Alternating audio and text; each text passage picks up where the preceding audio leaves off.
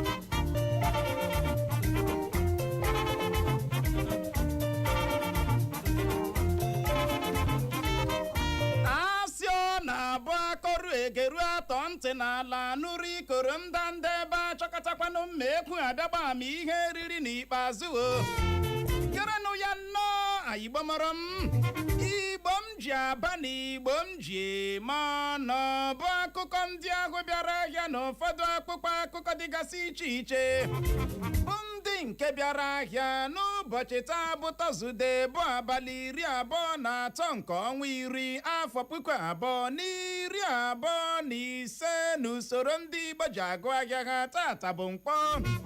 N'ụtụtụ taa ndị unu ga-anụ olu ha bụ mụnwa na onwe m Uchenna Clever Ọnụọha nwa gara mma ya zụziri nke ọma bọbọ nkịtị na onwe ya nwoke na-agba mbọ ka ike kpere ya mana nwaada nwoke ọcha Clara anaghị ekwete na ana m agba mbọ odogbo Professor in practice amamme na water. Clara, good morning. Uche, good morning. Igekwele m ugboro ole. We don't greet before now.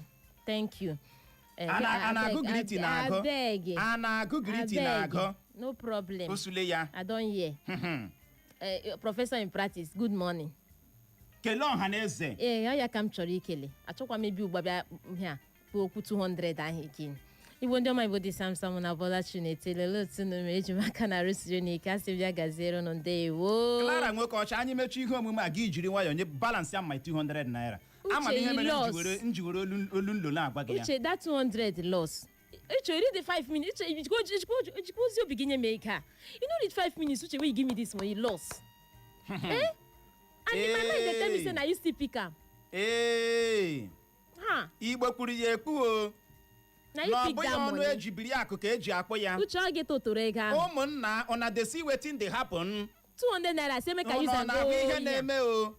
Ome ugbu a ndị na-amaghị ka ya bụ ministry baa n'opi ụgbọgịrị ekpuwasị Uchenna anaghị m ekwe ka Clara nwoke ọcha zie ike. But it's the truth now. Yesterday dịka anyị bịara ticha n'akwụkwọ akụkọ Vanguard Clara ebegewa m. I no beg you. Suche biko. I say help me. Jide ọnụ gị. Mbiko na nyetu ya 200 naira masị ya he Clara nyetu gị 200 ya sị but si ya ejighị change ya sị nje chọwa change ma chọta change were 200 naira nye ya ya sị evening yesterday ka ọ ga-balance m ego ahụ. Ịhụ na akpawala m ya ugbu a. You no reach here 5 minutes. Ịhụ na akpawala m Clara ụgwọ ahụ ugbu a. Which I beg if you pick and make it give me. Obidola. Ọwụ gị totoro ego a nye m ya nyaghachi m ya please. Ka mmadụ tom si akwụ even fair I no suppose pay because he lost. How go pay? Clara, you go give me my 200 naira back. Nothing like that. Onwe ihe ga-eme na agaghị enye m my 200 ọkwa tata. Date ito gịnị? 23 October 2025 inyecha my 200. Uche loss. Kpatara m ego. Even na you go gaga choy. O nwere ka isi kpatara m ego. You get one money wey dey inside your pocket that time. You get my money. Go to check all your carelessness. Akwe hone uche na you pick am. Uche na you pick that money. Me ke pick money. Na you pick am. Ka m gwa gị, my mother zụrụ m n'ogo nke na ihe na-abụghị nke m meziere ya. Uche see that one. Anyị anaghị eme aka ntụtụ na be anyị. Gị na-akọ ọ dị ego.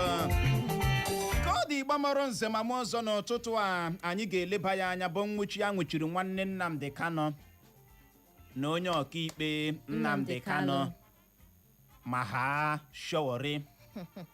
Amami na aghọta ịma kemgbe esi ka akụkọ a bịara n'ọnụ ike achịcha ya na-atụ ndị mmadụ n'anya ka esi lee nwanne nwoke Nnamdi Kanu Emmanuel Kanu na onye ọkaikpe Nnamdi Kanu bụ Aloy Ejimakọ tinyere mmadụ 10 ndị ọzọ gaa aka ka egbe nwụchie ha lee Sowore ịbụ onye siwere ya na agbọ onye bụ ya bụ ngaghari iwe n'isi ha ya.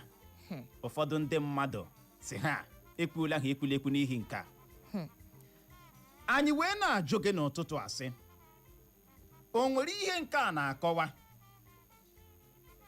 ọ bụ naanị nwanne Nnamdi Kanu na onye ọkaikpe Nnamdi Kanu so mee ya bụ ngaghari iwe n'ụzọ udo na mmadụ 10 ahụ ọsọ naanị ha nwa mere ngaghari iwe a mere eji jide ha lezie isi nyụrụ ahịrị ha ya otele nyụrụ ahụ amami na aghọta ha ya lezie isi ka ya ọkpọ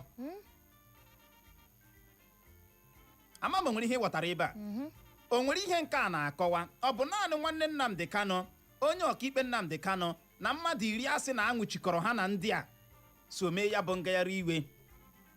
Gịnị mere eji ha Sowore? Sowore anọrọ na esi ebe ọnụ. Ọ dị egbo ịma ihe onyonyo anyị hụrụ bịara nnọọ gosikwa ebe Sowore gara zute ha ebe ejichiri ha na-ajụ ha afọ a Alois aka nọ m n'aka ha o you know Sowore na-agbarizi ka mara ka a ga-esi agbapụta ndị a mana asị kesi ha ka gịnị uche ihe a gosiri kakwa nkụ. Ụfọdụ ndị mmadụ si nke a bụ ụzọ Sowore si mee were ndị a nyefee ha n'aka ndị uwe ojii. Ezinụlọ Nnamdi Kanu apụtala kwuo na akwụkwọ na aka Sowore adịghị na nnwuchi anwụchiri ndị a. Anyị wee na-ajụdịsị kedụkwana ihe nnwuchi anwụchiri nwanne Nnamdi Kanu na Aloy Ejimakọ kedu ihe ọ na-akọwa? Ọ bụrụ na ị nwere ọsịsọ ị ga-agbalị gaa na Facebook anyị na ụtụtụ aga ebe ahụ gaa zibatara anyị ozi gwa anyị ihe ị chere gbasara nke a. Eko FM ọ bụ Facebook na-eme anyị mana iru ebe ahụ dịka ị na-akọmentị chọwa link ọhụrụ nọ na comment section ihe awawa new Facebook page klikie ya follow anyị oge na-adịghị anyị hụrụ ebe ị na-ekiri anyị ugbu anyị ga-aha ya gbaga na new page ahụ. Ekwukwala na anyị agwahụ gị klikie page new page ahụ kpam klikie link ahụ follow anyị ebe ahụ ọ dị oke mkpa o wee bụrụ ya ngwanụ ka ọ dị ka anyị gbapụ ya ọsọ nyonyeke n'anya na akpụkpọ akụkọ Vanguard. O nweghị onye ga-eweta nwa esemokwu n'etiti mụ na Kwankwaso ka gọvanọ steeti Kano bụ Abba Yusuf kwuru bụ akụkọ mbụ anyị hụrụ n'akpụkpọ akụkọ Vanguard na ya bụ otu akpụkpọ akụkọ Vanguard ka anyị hụkwara akụkọ a bụ nke kwuru na mmebi ngwongwo na mgbomgbo gọọmenti steeti Edo adịla njikere ịkpanyewe anya na mkpamkpa ndị na-achọ akpakara na akpa na steeti ahụ. Ngaghari iwe emere maka ntọhapụ Nnamdi Kanu. Ezinụlọ Nnamdi Kanu apụtala kwuo n'ụkwụ na aka Sowore adịghị na nnwuchi anwụchiri nwanne nwoke Nnamdi Kanu na onye ọkaikpe Nnamdi Kanu. Ọnụọgụ ndị ya bụ ụgbọala ukwu tanka ji ebu mmanụ ụgbọala gburu na steeti Niger eruola 39 39 people ebe ndị o merụrụ ahụ karịrị 60 over 60 people n'ọnụọgụ. Ndị uwe ojii steeti Ebonyi agaala aka ka egbe pịnwụrụ ndị otu nzuzo mmadụ 2 napụta ha egbe ntakịrị pistol arụrụ n'ala anyị ma napụtakwa ha ọtụtụ mgbe egbe bụ akụkọ ọzọ anyị hụrụ n'akwụkwọ akụkọ Vanguard.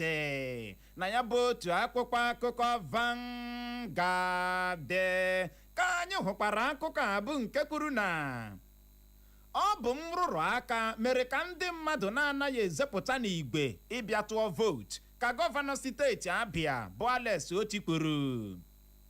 Ntuli aka elu a na-emezi n'ala anyị bụ Naijiria ugbu a ka mma karịa nke a na-eme n'oge ọchịchị otu pati PDP ka Akpabio kwuru, bụ akụkọ na-ada ebelebe n'akwụkwọ akụkọ Vanguard. Na ya bụ otu akwụkwọ akụkọ Vanguard ka anyị hụkwara akụkọ a bụ nke kwuru na mgbawa ụgbọala ukwuta nka ji ebu mmanụ ụgbọala gbawara na steeti Niger. O nweghị m afọ Naijiria kwesịrị ịnwụ dịka ọ na-achọ ịdị ndụ ka Peter Obi kwuru. Ego naira agbagotetụla n'ebe ego dọla dị. O jirila nwayọọ na-akụgwara ọkpọ dọla nọ na-akụ ya kemgbe esi, dịka otu dọla bụzi 1,000 naira, narị naira 4 na naira 92, 1,492 naira maka otu dọla n'ahịa mgbanwerịta ego parallel market. Enweghị nchekwa, jiri na aka ụnụ chekwaa onwe ụnụ ka gọvanọ steeti Niger bụ Mohammed Bago gwara ndị steeti Niger. Uche ọrụ ejiela. Igirigi. O rula na nga gọvanọ steeti ga-agwazi ndị ọ na-achị. Okwu na aka m apụọla na ihe gbasara nchekwa aga m emeli ya. Ihe a bụ sign of gọọmenti dakpọrọ adakpọ. Were na aka unu chekwawa onwe unu. Ama m na-aghọta. Ihe a bụ sign, ihe ngosi na gọọmenti akụọla afọ na gịnị n'ala. Ịma asị ike ọgụgụ nwata ya ayawa aja. Otu a ka ọ dị. Ihe a bụ ihe ngosi na gọọmenti akụọla afọ n'ala na steeti Niger. Aghọtaghị m ka gọvanọ onye ọrụ nchekwa nọ n'aka ya, onye isi ọrụ nchekwa, onye ọ dị n'aka ya ichekwa ndị ọ na-achị ga-eji buru maikrofon si ngwanụ jiri aka unu chekwawa onwe ụnụ. Gọvanọ steeti Niger na-agwa ndị be ya si ha chekwawa onwe ha, ịgbala ha si buwakwa egbe o, ịgbala ha si ha buwakwa mma o, ịgbala ha si ha chọọ ụzọ ihe ọbụla ha ga-eme iji chekwa onwe ha. Ama mmedekwa wee anaghịkwa agba aka achụ ihe na-ata arụ, anaghịkwa agba aka achụ ihe na-eme gịnị na-ata arụ. Ị na-asị ha chekwawa onwe ha, ị bunyere ha egbe? O nwere mma i nyere ha? Ndị a ha gara ọrụ ndị agha, emeela ha trenin ama ka esi agba egbe. Igirigi. Ama na oge eru n'oge a, ama na oge eru n'oge a, mana ọ wụ a sign of a failed government. Ama m na watakpọ failed. Clara, don't mother that word. Yeah, was sign of a failed. Professor, failed. Mary be anya jụọ ya ma ọ dị correct. Mana failed no there. Sign of a failed government. O wee bụrụ ya. Clara nwaanyị ọma. Ego naira asị na ọ gbagotetụla n'ebe ego dọla dị. Na o jirila nwayọọ na-akụkwara ọkpọ dọla nọ na-akụ ya kemgbe esi. Uche ndị ihe ọkụ gwatara 1,492 naira. Onye ọkpụ ahụ ọkụ gwara. Igirigi. Ọ dị ego. Peter Obi dịka opposition ọwọ apụtala kwuo na o nweghị nwa afọ Naijiria kwesịrị ịnwụ dịka ọ na-achọ ịdị ndụ. Ihe mere o ji kwuo ha bụ maka ndị gara iku mmanụ ụgbọala n'ebe ụgbọala tanka okpu dara. Mụnwa m edisagiri tụrụ m na nke a. Okwute ndị Igbo, Peter Obi I disagree a little. Ama m na-aghọta. Anaghị ahụcha ọnwụ jebie ya gịnị ọma. Ịmakwa na ihe ahụ ihe a dị nja ka ị gakwa ga were ihe a tinye n'ime ya. Ị gaghị eji maka na agụrụ na-agụ gị gbọpụta ụkwara gị kpụrụ ha ụkwara ahụ ịgbọpụtara raa ya. A na-eme ya eme. Ịma anyị ekwuola ihe ọtụtụ ugboro. Ihu ebe ụgbọala ukwuta nka ji ebu mmanụ ụgbọala dara, zere ya. Gbalaga. Mana ekwu elu kwu ala kịtịkịtị kpọkpọ, ndị mmadụ akpọchie ntị. Onye nwụrụ ji aka ya gbuo onwe ya. Exactly. Onye nwụrụ ji aka ya mee gịnị gbuo onwe ya. Anaghị ahụcha ọnwụ je ha ọgụọ ya. uche nga ihe a na-eji ewute m na owu ụmụ okorobịa ka ihe a na-eke egbucha ndị ụmụ nwoke na-aka agara ọchị ka a ga kwuo mmanụ a iji wee maatụ otu a ndụ ugbu a o nwere ihe mmadụ ga-agba ha n'ụwa ma ele ndị ha kalara 200 naira ọmamme uche abeg drop me for this junction na this junction I want drop me for this junction onye ọbụla kpara nkụ ahụhụ si ngwere bịara ya oriri ị gara aga kpa nkụ ahụhụ jupụtara na ya 200 uche come ordinary 200 uche how much is oh my god ọ daala ordinary small 200 wey give me. daala ordinary 200 naira awọla ordinary oh uche mana yesterday ị nọ na-achọ ya kara ị nọ na-achọ ya kara uche iji ya gị na-ebi person wey collect money from you ama ma nga show agbara ka ọ gbazi Kalara nwoke ọcha person wey give you money amaghị m ma ọwa agbara ka obi ọ gara ganye ego akwa gị na mụ na gị ịma agbara gị si nyụlie mamị n'elu m anyị tatara gị uche I no fit collect money from you again you no go correct you mean you collect again you no go collect am again mụ nwa ka enye gị ya m nọrọgodi na nrọ nye gị chinye gị ego m echeta uche na wow ihe ụmụ okorobịa gị na-enye take no give me again you reach your turn you say make I pay ọ dị ego no give me again o ka ọ dị nwaanyị ọma gọvanọ steeti Abia Alex Oti apụtala kwuo na ọ bụ nrụrụ aka mere ka ndị mmadụ na-anaghị ezepụta n'igwe abịa ịtụ vootu na ọ bụ gịnị nrụrụ aka where is the lie oke nrụrụ aka sef ọ dị naanị oke nrụrụ aka maka na ndị mmadụ bịara fidie na vootu ha anaghị agụ ya which is true tụcha vootu ihe ga-eme ka ga-eme which is true mụ na gị ma anyị nọ n'obodo anyị abụ Naijiria ọ dịcha ka vootu anyị anaghị agụ ya tụọ elu tụọ ala kịtịkịtị kpọkpọ ihe na-eme ihe na-eme gịnị na-eme ama m ịnụ na mgbe onye resident electoral commissioner ọkwa ya nke steeti Abia Nnenna Oti o ji ọnụ ya kwuo ya na-eji abịachara nọ tretini anya nke ọjọọ ya tretini anya si ya collect money ya ajọ o kwuru o ji igwe oge ji ekwu okwu kwuo ya you know they came with their threat they came with their money they offered me this they offered me that mana ya ekwechiri see if I die I die if I perish I perish ọṅụ atụ n'elu tụ n'ala legacy thank you amami na wata ya ekwechiri kpọọ ya dịka o si wee mee gịnị dị kedu ihe nke a na-akọwa nrụrụ aka na-adị na ntuli aka elu hello hi na wata o wee họrọ ya ka anyị nyonyeke n'anya na akpụkpọ akụkọ Daily Post gezie ntị otu jikọtara ndị nkụzi mahadum ala anyị bụ ASUU akachapụla mfanye aka n'ọkwa ịdọ aka na ntị izu ụka abụọ ha bagidere bụ akụkọ mbụ anyị hụrụ n'akpụkpọ akụkọ Daily Post na ya bụ otu akpụkpọ akụkọ Daily Post ka anyị hụkwara akụkọ a bụ nke kwuru na o nweghị onye ga-ekewapụ m n'ebe kpamkpaso dị ka gọvanọ steeti Kano bụ Abba Yusuf kwuru ngafere ndị gọvanọ na-agafere na-awụbanye n'otu pati APC bụ mgbọrọ ka ha na-akụ ọchịchị onye kwuo uche ya ka onye ama ama n'otu pati African Democratic Congress bụ ADC bụ Ladan Salihu kwuru ndị ohi ekwentị egbuola otu onye nọọsụ ọwụ ozu ya dọrọ na Zaria nke steeti Kaduna bụ akụkọ ọzọ anyị hụrụ n'akwụkwọ akụkọ Daily Post na ya bụ otu akwụkwọ akụkọ Daily Post ka anyị hụkwara akụkọ a bụ nke kwuru na ndị uwe ojii azọpụtala obere ụmụaka abụọ furu efu na steeti Anambra dịka o mechara ọnwa itoolu. Gọọmenti steeti Enugu akụtuola otu ụlọ ọgwụ dị na steeti ahụ bụ ebe ndị ntọrọ mmadụ na-akpọsa ndị ha tọrọla atọrọ bụ akụkọ na-ada kudosu n'akwụkwọ akụkọ Daily Post na ya bụ otu akwụkwọ akụkọ Daily Post ka anyị hụkwara akụkọ a bụ nke kwuru na gọvanọ steeti Enugu bụ Peter Mba agaala zute Tinubu dịka ọ gafechara n'otu pati APC. Tinubu kwa afọ n'ala o nweghị onye isi ala ọzọ ga-eme nke ọma ka Shehu Sani kwuru.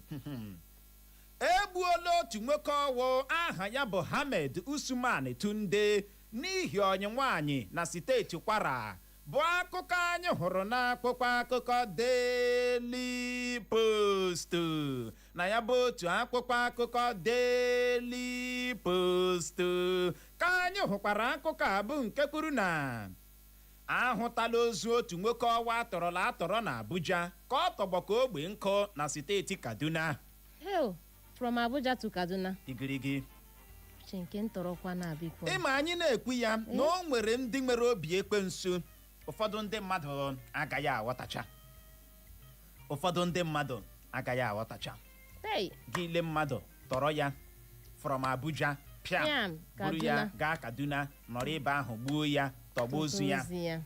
Gị na-agakwa ịchọrọ ịlụ nwaanyị, ịchọrọ ịmụ ụmụ, tụọ ya ime, mụọ nwa, nne gị adịara gị ndụ, nna gị adịara gị ndụ, famili gị eme nke ọma, ụmụ gị aga obodo oyibo wụọ lọya, wụọ dọkịta, wụọ onye akpụkpọ akụkọ Vanguard.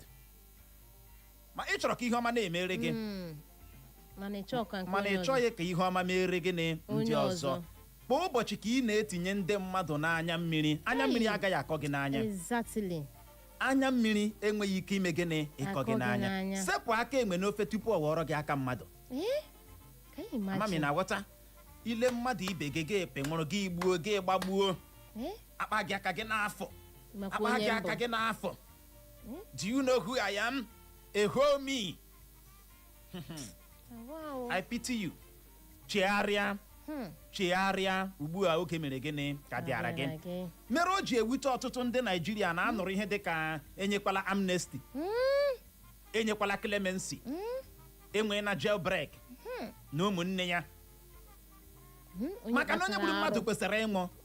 No two ways about it.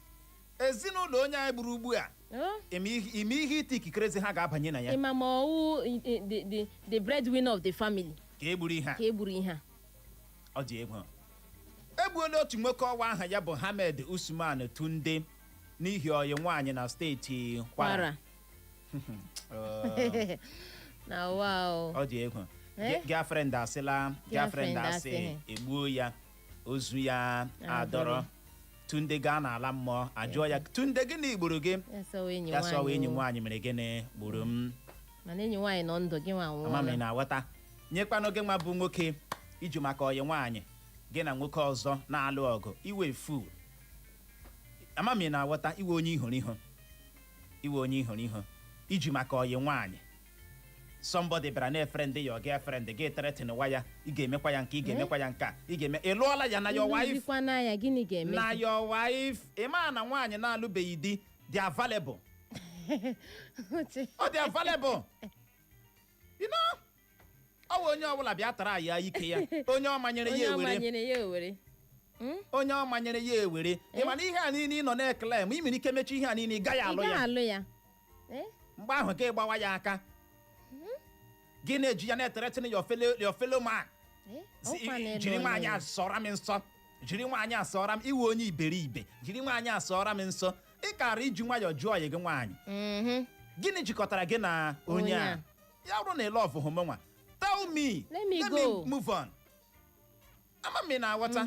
Onye lọvụrụ gị gị na ya ekwesị ịbịa na-asha anyị mmadụ, a na-asha ya asha anyị. Na-aghọta ya bụ ihe ijiri maka ọyị nwaanyị gbuo mmadụ, a ga-egbukwa gị. O wee bụrụ ya. Ndị ohi ekwentị egbuola ha otu onye nọọsụ ọgwụ, ozu ya dọrọ na Zaria nke steeti Kaduna. Ndị ohi ekwentị ike gbọrọ uche o Tainanụ 247 emena ka o nwere ike onye na ha adụba ọdara agịga ya ka aha aga. Mana ka anyị gaa na nke ọzọ, uche gọvanọ steeti Enugu akụkasịala kutu ụlọ ọwa ebe ndị zuru mmadụ, ha tọrọ mmadụ, ha ga-akpọsa ya ebe ahụ na-ere ya. Chekwa ihe na-eme gị ahụ na ala anyị, izuru mmadụ aga-akpọsa ya n'ebe ahụ ree ya. Abịa chọpụtazie lee ya bụ ụlọ kụrụ ya gbirigide m kutuo.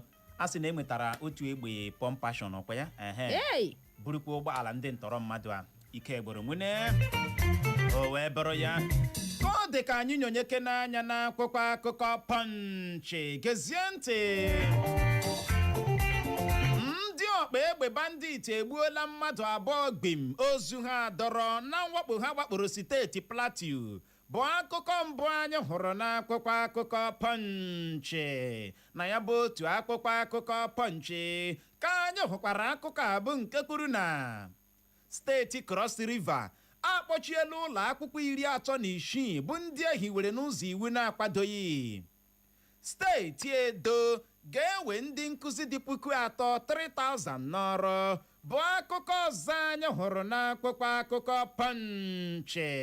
Na ya bụ otu akwụkwọ akụkọ Punch ka anyị hụkwara akụkọ abụ nke kwuru na ọ bụ okporo ụzọ ọjọọ na-efunye ndị ogbu egbe ezu ohi na ndị ntọrọ mmadụ nku ka otu jikọtara ndị ọrụ okporo ụzọ bụ National Union of Road Transport Workers kwuru. Bụcha nnọọ akụkọ ndị dara gbem yọm yọm tim tim cham cham n'akwụkwọ akụkọ Punch.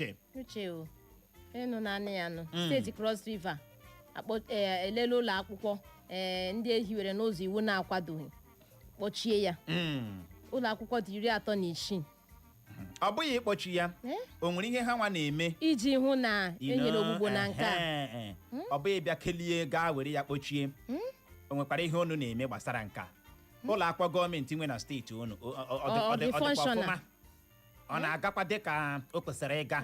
Ọ wee ga bilie n'ike na ebube were ya lọkụọ? Ịma gọọmenti nyewe ọdụ otu a ọ nweghị gala ụlọ akwụkwọ ndị nkịtị nwe kpọchie ya. Ụlọ akwụkwọ gọọmenti nwe ọ na-arụkwa ọrụ?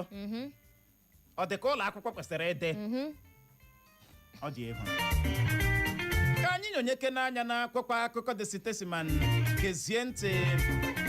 Ezinụlọ Nnamdi Kanu apụtala kwuo n'ụkwụ na aka Sowore adịghị na Nnwuchi anwuchiri nwanne Nnamdi Kanu bụ Emmanuel Kanu na onye okaikpe Nnamdi Kanu bụ Aloy Ejimakọ.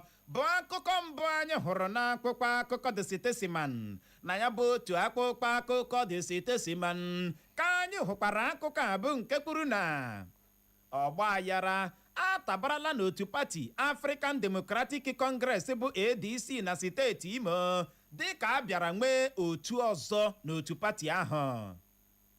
ASUU akachapụla ya bụ mfanye aka n'ụkwụ ịdọ aka na ntị ga-enweghị izu ụka abụọ ha bagidere. Good one. Ọ dịkwa mma. Ọ dị mma na ha kachapụrụ ya. Ma ha bịara na-akọwa na mkparịta ụka negotiation dị n'etiti ha na gọọmenti na ọ bịara bịa mịta mkpọrọ dị mma n'ihi ya ha sị ka ha gbabem ka mara shọn ha amami na aghọta ka ha gbaa gịnị bem. Uche o ọ dị egwu. There is war in paradise.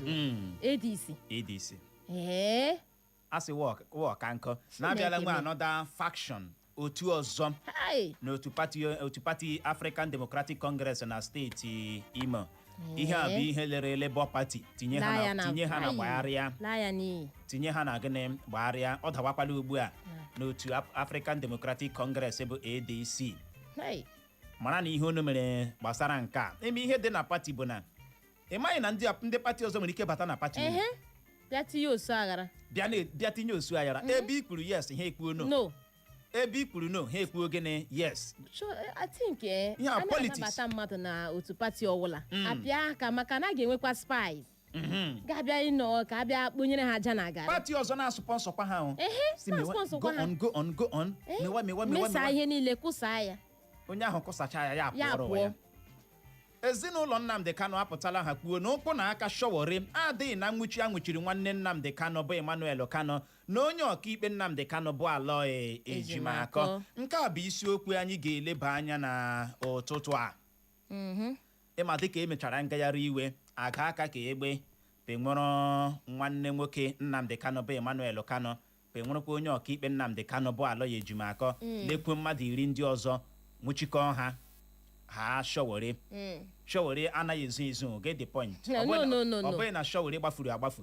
Sowore na-abịazi na-elete ha n'ụlọ mkpọrọ. Ndị mmadụ wee na-ajụ sị how come kedu ka esi nwuchie ndị a ha get the point. Na onye a onye nya ya n'isi buru ya eburu kwọrọ ya akwọrọ ya bụ ngagharị iwe n'ụzọ udo. Ha Sowore anwụchizie ndị ka hapụ Sowore. Onye mere organize the protest. Ọ dị egbo. Ka ọ dị Igbo mụrụ nze ma ọzọ, nke a bụ isiokwu anyị ga-eleba anya n'ụtụtụ a, n'ihi ya gaa na Facebook zibatara anyị ozi. Anyị lọghachie, anyị aga n'ihu n'ụtụtụ a. Agagharịkwala agagharị.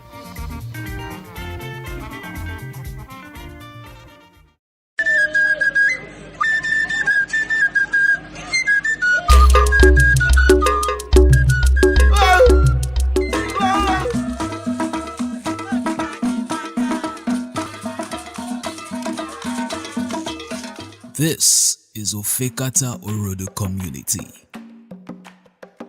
Cuddle in nature's embrace.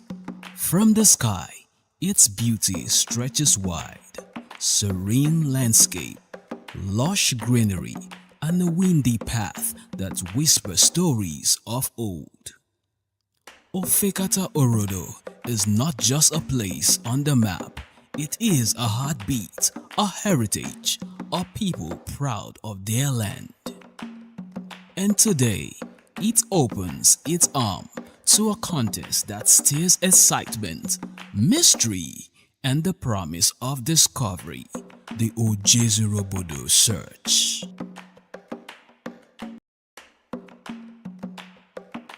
As the Echo FM theme arrive, the elders of Ofekata Orodo receive them with warmth and joy. With hearty smile and open arms, they share stories of their rich cultural heritage, woven with resilience, unity, and pride. The atmosphere is filled with excitement, for their beloved community has been chosen for this month's contests. The search process, guided by the moderator, sets the tone, clearly explaining how the search will unfold. And with no time wasted, the participants leap into the fray. The search has begun. Where could it be? A thought that surely echoed in the heart of every seeker. I think it's here. Oh no, not again.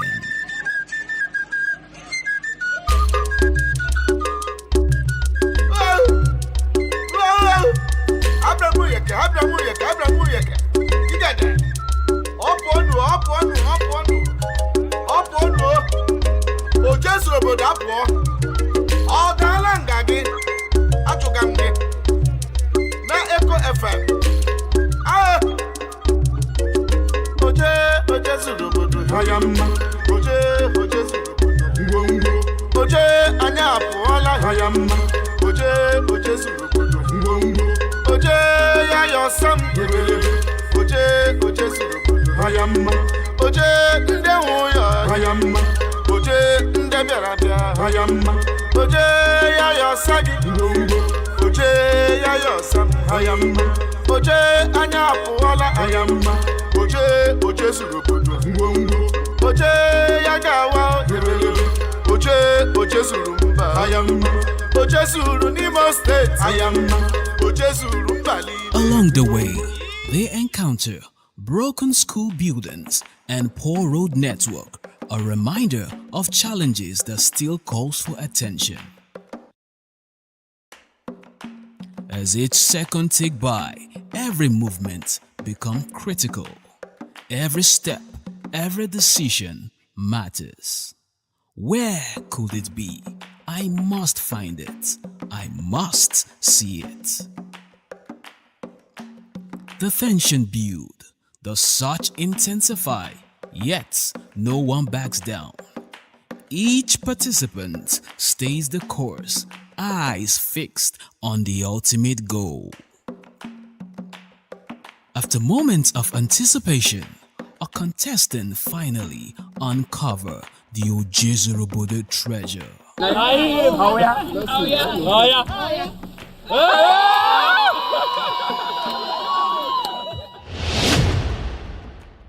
Cheers erupt, laughter fill the air, and the joy of victory. It is a moment of triumph. The celebration reaches its peak as the King of Ofekata Orodo, His Royal Highness, Eze Engineer Marcel Uzegbu Okata II of Ofekata Orodo, warmly welcomed the winners. With gratitude, My name is Ekwebelem Pascal Uchechukwu. Asị m na ịgbalị ala Chukwu gozie gị na ọ bụrụ na eruru dị ya ebe ahụ enweghị nwa m nwere ikikere ịdị na-achọ nwee ike ịdị na-achọ ebe ezuturu ha because Echo FM ha zutuo ihe ọ na-ara ha ịchọta ya. he commended the Echo FM theme for bringing the contest to his people, strengthening bond and showcasing a uniqueness of their land. Women of the community dance cheerfully, their vibrant steps echoing pride. Aha m bụ His Royal Highness Eze Engineer Marcel Ihanacho Uzegbu Okata II of Ofekata Asian Kingdom and Secretary to Ndi Eze Owere Zone in Imo State. Onye eze emechala ojezuru obodo n'obodo ụnọ kedụkwanụ ka obi dị gị? Obiọma dị m ịhụ bụ otu ụmụ m obiọma ji dịrị ha ndọ mme ha na-ahụ egwu ha ụnụ hụrụ egwu ha gbaga ebe a na obiọma dị Ofekata niile ụmụ Ofekata niile na ụnụ bịara Ofekata si ka ụnụ mee ka ụwa niile mata ebe Ofekata nọ na Ofekata wụ mba udo na-achị mba ọganihu na ịdị n'otu na-achị so ekele m ụnụ. Kedụkwanụ ndụmọdụ ị nwere ike inye obodo ọzọ ojezuru obodo nwere ike ịda na ya? Ana m agwa ha ka ha nabata Echo FM n'ihi na ihe ha na-eme bụ ihe dị mma ọwụ ụzọ dị mma a na-eji na-eme ihe anyị na-eme n'obodo anyị na-aga n'ihu ọhịa na-eji amata obodo. Ana m ekele ha. Ngwanụ ya gaziere gị onye eze. Ọ ga-adịrị ụnụ mma n'otu n'otu ka Chukwu duo ụnụ na ezinụlọ ụnụ n'aha Jizọs. Ofekata Orodo has not only found its treasure, but has found joy in unity. And so, the Ojezurubodo search in Ofekata Orodo community comes to a close, leaving behind memories of excitement, discovery, and togetherness. Until the next community is chosen, the spirit of adventure continues.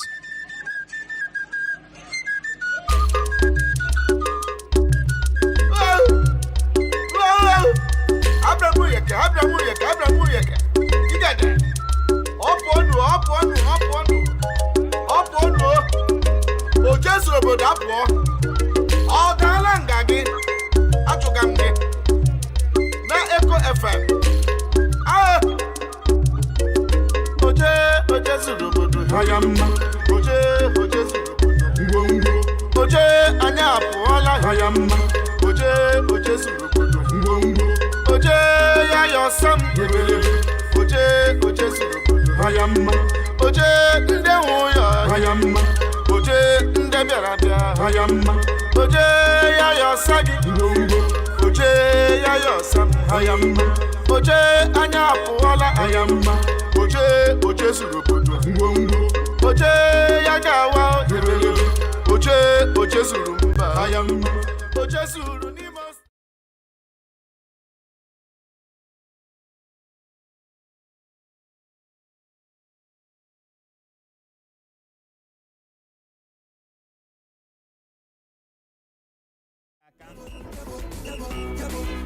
Ka ọ dị Igbo mụrụ nze ma ọzọ n'ụtụtụ a anyị ga-eleba ya anya bụ Nnwuchi anwuchiri nwanne Nnamdi Kanu bụ Emmanuel Kanu na onye okaikpe Nnamdi Kanu bụ Aloy Ejimakọ tinyere ọtụtụ ndị ọzọ asị na ọnụọgụ ha ruru 10 ma ha Sowore onye bịara m organize protest a emere n'ụzọ udo iji hụ na atọhapụrụ Nnamdi Kanu.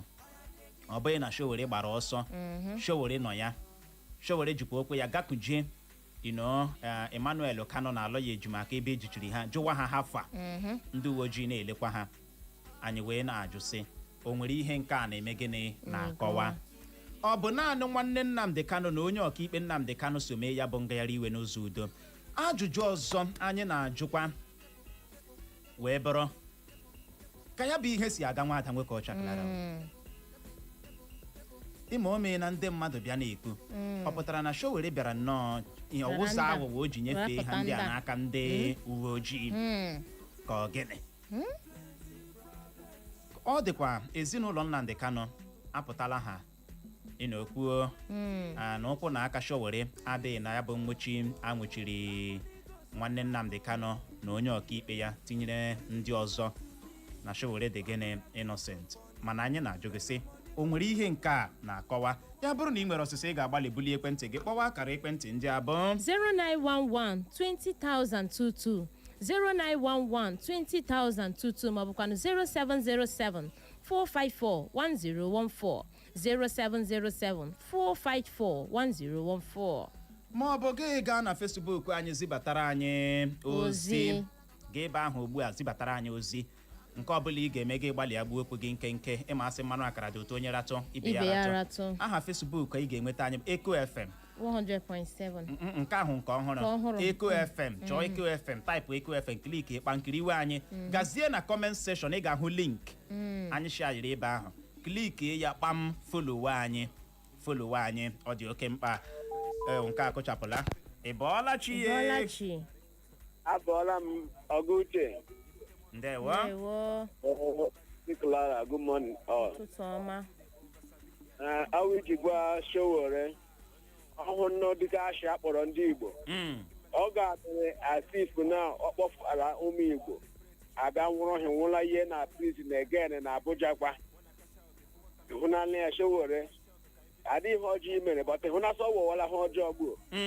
Gbalịa ka ụmụnne Nnamdi Kanu, lọya Nnamdi Kanu ikwuchiri okwu Nnamdi Kanu ọrụ nke ekwu mba ụwa nọrọkwa n'olu anyị. Thank you, sir. Ndewo. Ya gaziere gị nọ. Ọ gịnị na-eme ị ga-agbalịkwa kpọghachi nọ ka ị wee nwee ike tinye ọnụ na ya bụ okwu a anyị ji n'aka n'ụtụtụ a. Ọnụ ebe ahụ. Good morning. Ụtụtụ ọma. Na Bọlachi. Ndewo. Ya gazie. Udo dịkwara unu. Dịkwara gị. Anyway, ihe m chọpụtara ụlọ ọ bụ iji gosi ọmasị n'Igbo. Hapụkwa n'Igbo ka ha laa onye hapụrụ. Ebe anyị hapụrụ Sowore onye bụ isi okpu then kpọrọzie ụmụnne Nnamdi Kanu na ndị ọzọ tinye na nga. Ọ pụtara nkọwa ya bụrụzie na ọwụ Igbo ka ha tageti. Ma Sowore ma o mere ihe ọma ọmụghị onye ma ihe mmadụ bu n'uche kama na ya bụrụ ihe ọma ka o mere ihe ọma ga-esi ma ya bụrụkwa na o nwere ihe ọzọ bu n'uche ka e gbasara ya. Mana ọ ka ndị Naijiria mara na ihe emege ndị Igbo adị marginalized and ndị Igbo achọghị ite n'ụra. Mgbe ndị nọsị na top offices na-ewere ndị Igbo na-ere mkpụrụ onye kọrọ ka ọ ga-aghọrọ, otu ụbọchị ha ga-eri ụgwọ ọrụ ya. A mara na mmadụ bido ime ihe ọjọọ highest ya emenye 20-30 years. Chineke Bible sị na in the book of Revelation 22:12 ọsị ana m abịa ọsọ ọsọ ụgbọ ọrụ ndị m n'aka ịkpụghachi onye ọbụla dịka ọrụ ya siri dị. And I believe that whatever a man soweth on earth that he will reap. So ha jisi ike mana otu ụbọchị ama m na Chineke ga-eme ihe o ji bụrụ chi n'ala Igbo. O wetu aha n'ọnụ udo dịrị. Ndewo. Ya gaziere gị nọ na Facebook anyị ahụ n'ozi gị n'ụtụtụ a. Eke Ugochukwu ọsọ ụtụtụ ọma Uche na Clara na ọ kwadoro ihe ahụ ezinụlọ Nnamdi Kanu kwuru na ha biko ha Sowore. Ọkwa ị na-aghọta. Ya gaziere gị nọ gaa n'ihu Clara. Nke a si n'aka Chinedu adị otu ọsọ ụtụtụ ọma Oguche. Ọ sị na ọ masịrị ya ka gọọmenti etiti si wee nwụchie ndị a nwụchiri ugbu a ka ahụ ndị ụwa hụkwanụ ụdị ọzọ ala anyị bụ Naịjirịa na-eji akpa agwa. Ọ sị ha hụ igirigi. Ị bọọla chi? Ị bọọla chi Uche nwa Grandma. ya gazie ụtụtụ ọma Clara nwere ezekpọga ndị onwe ndewo onye na-anọ Eda Ifeanyi Okwu JP Ledu General nke si ụmụodogo ogo ha dị mma lokal gọọmenti na-abụ.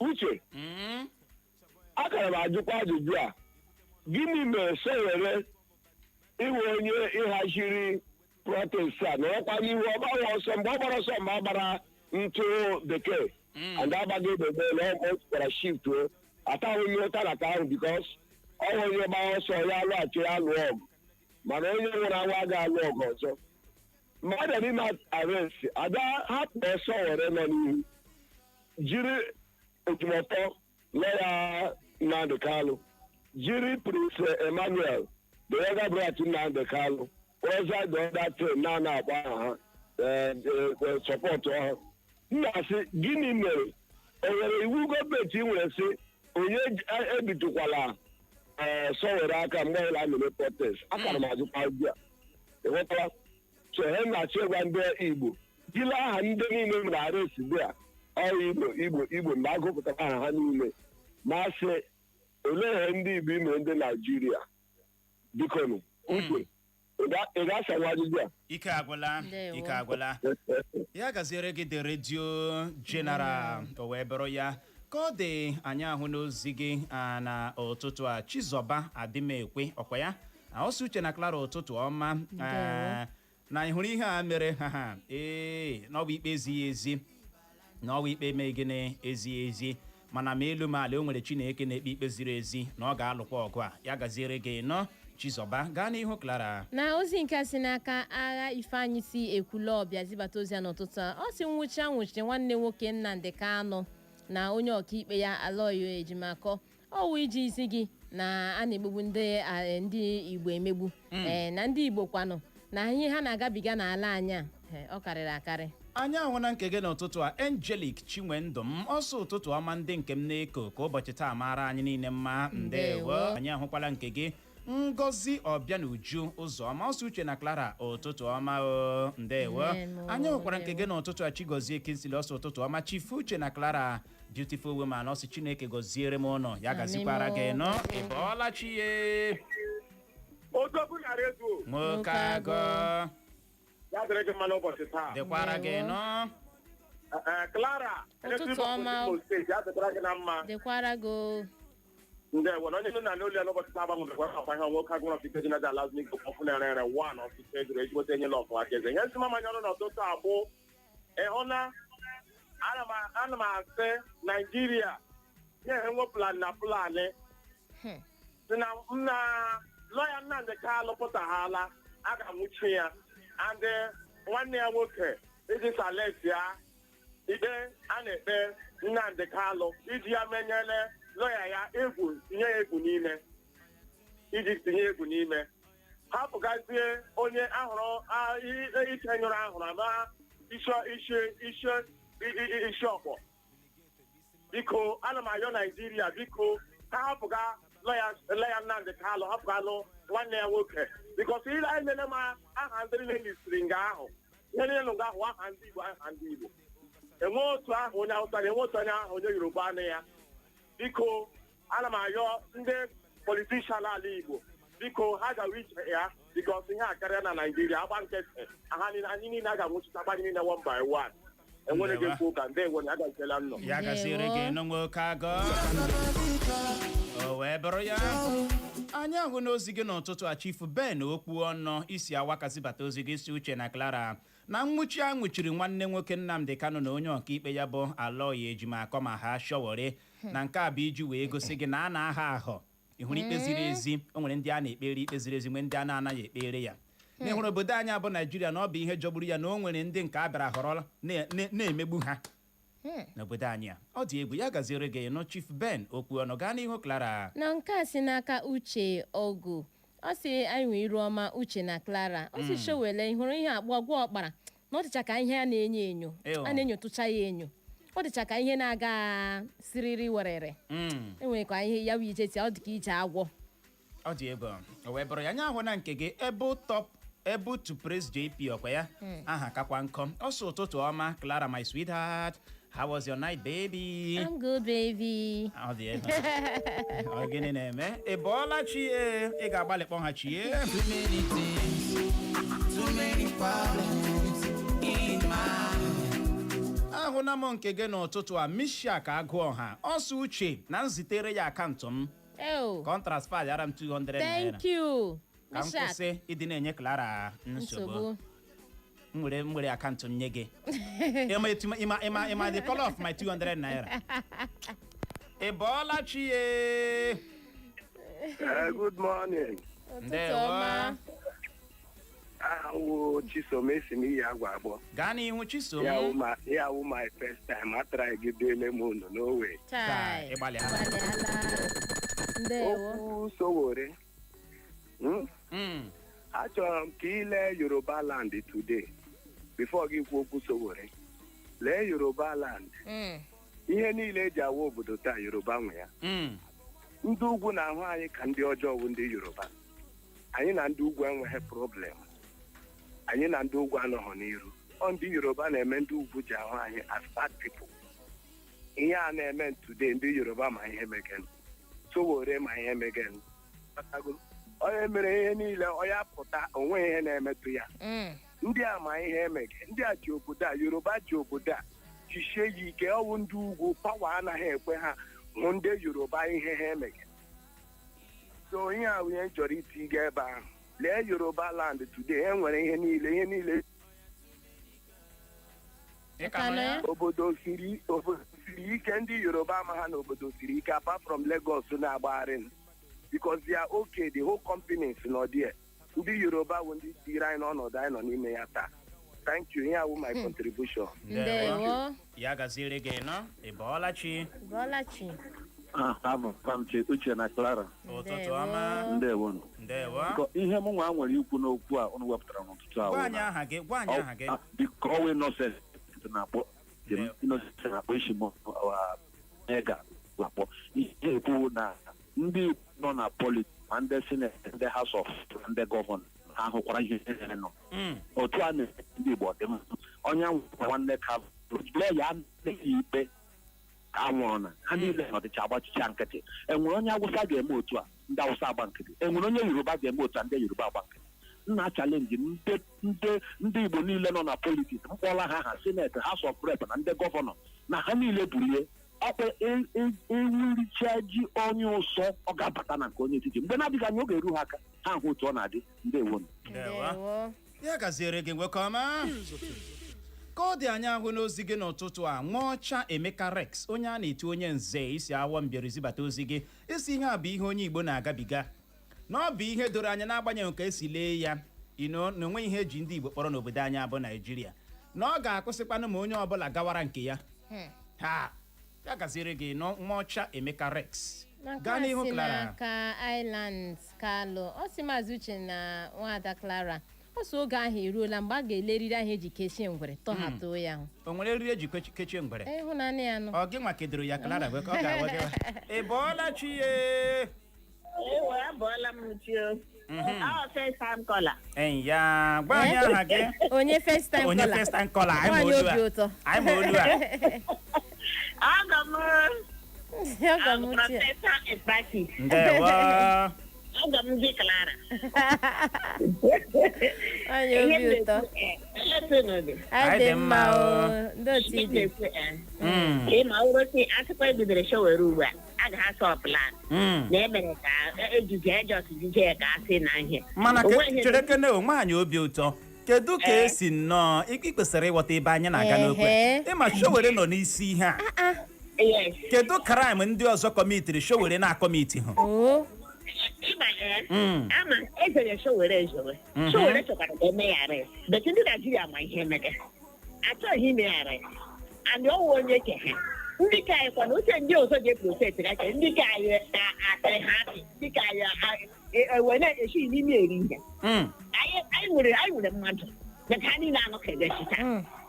Mmadụ ga-abịa ịnọchi mmadụ na-anọchi enyi ya nwaanyị bụ ụlọ ya gbaghị ọkụ.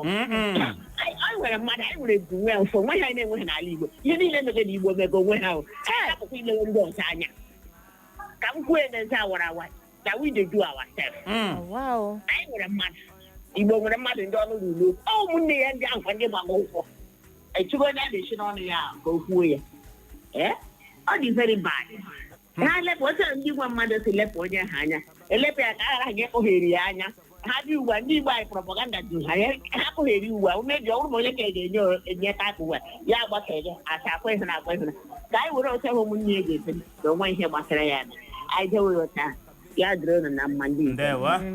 Ya gaziere gị nwaanyị obi ụtọ na Facebook anyị n'ozi nke a si n'aka Injinia Gospel Chinanọ Emmanuel ụka aha gị wụ Chinanọ Igbo na-agwa m isi Owere zibata ozi gị si nke bụ eziokwu bụ na akpọrọ ndị Igbo asị n'obodo anyị abụ Naijiria ha hapụ anyị ka anyị laa uche onye adịghị ya njọ gaa n'ihu Clara maka si n'aka ọpara ọcha favorite ọsọ uche na Clara n'ihe a nwechara ka ọ dị ka ịghọtala na ndị otu Sowore ga-eji hapụ ya na-agagharị nwa ụwa ya mana ndị na ya abụọ so mee ihe awụ ihe echichie ha si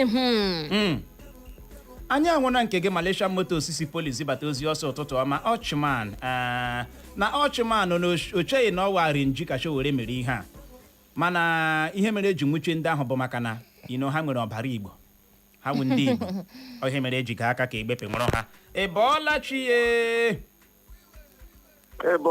Uche na Clara my brother onye unu na ya na-ekwu ụsa mpese Esquare a na-epese gaa n'ihu mpese bịa Uche nye gị warning ịkwụrụ because of 200 naira nyewe Clara nsogbu nshọt makwera gị 200,000 thank you 200,000 mee ya na mee transfer na akaụntụ m ịhụna onye na-asọpọtụ Uche n'isiokwu isiokwu ole wepụtara n'ụtụtụ ọ magbuola onwe ya ndewo onye ọbụla kwesịrị iche echiche chee ezigbo echiche bifo ya azawa ajụjụ a ile anya na that particular matter echi ahụ emege protest ahụ ndị a na Sowore ha niile amachiga front forward ha niile kwuru na line na-aga akwe na aghọta eruo oge ahụ ndị etinyere ngwa ọrụ oge ahụ ndị polisi ihe ọzọ a nọrọ agbatị ya gas Sowore eripụga and oyi canvas akwe na aghọta and ga ahụ agbaje naanị ya agbaje akwe na aghọta ọkpụisi ọ bụrụ na ha chọrọ igidekwe ya ha kara igide ya ihe ha mere bụ ha gụọ ndị nke lọya Nnamdi Kanu na nwanne ya nwoke akwa hụrụ ya and some others wụcha ndị Igbo ha sị na ọwachi na ọwụghị naanị ndị Igbo ka ha ji ha publish the names of those ha ji ịhụ ka enweghị akwe na ọta for true enwere complicity onye Yoruba you cannot trust onye Yoruba. This was the same thing Owonowo mere during the time of Ojukwu by betraying Ojukwu. Chịkọta. Nwa na-ekwete that na Sowore aka ya kwụ ya. Sowore mechakwara gaa na police headquarters, force headquarters that same day. He was not arrested though. Here is the mind. So if you look at it, enwere kind of a complicity in it. Ndewa, ya gazie. Ezigbote oyi me mpese. Anyị ahụ n'ozi gị Cliff David Nnamdi Egbo okporosi ụmụ njire tọsọ ụtụtụ ọma Uche na Uche Clever ọnụ ọha na Clara nwoke ọcha. Na onye ọbụla ịpụta na-ebo Sowore ebubo na aka ya dị na Nnwuchi anwuchiri nwanne nwoke Nnamdi Kanu na onye okaikpe Nnamdi Kanu na nke a bụ obi ịta mmiri na aka ndị iro abatala n'okwu a. N'ihe anyị kwesịrị ịghọta bụ na onye isi ala Bola Tinubu na otu pati APC ha na-atụọra Sowore ụjọ aka anaghị emetụ ya ọsọ uche Chineke gọzie m ya gọzie Clara hụrụ ihe a na-eme ọ bụ ndị Igbo ka ha na-achụ ihe a na Chineke eme na ebere ezinụlọ Nnamdi Kanu apụta gba ọha na eze nke bụ eziokwu ya gaziere gị nọ ezigbote oyi Cliff David Nnamdi Egbo okporo Clara gaa n'ihu n'aka si n'aka onye ka onye nwe egwu ọ si Clara n'ịmakakwa n'ịbịa sowe uche maka ibiko come to darling n'oge eleji m anya ma ngwa m ji m otu ihe wụ love si adị onye ka ọwụ gị nwa onye nke na-azụ ọkụkọ lele onye ka ọsọ mụ na gị ọ ga-emenwukwa gwara ọ dị Igbo mụrụ nze ma m ọzọ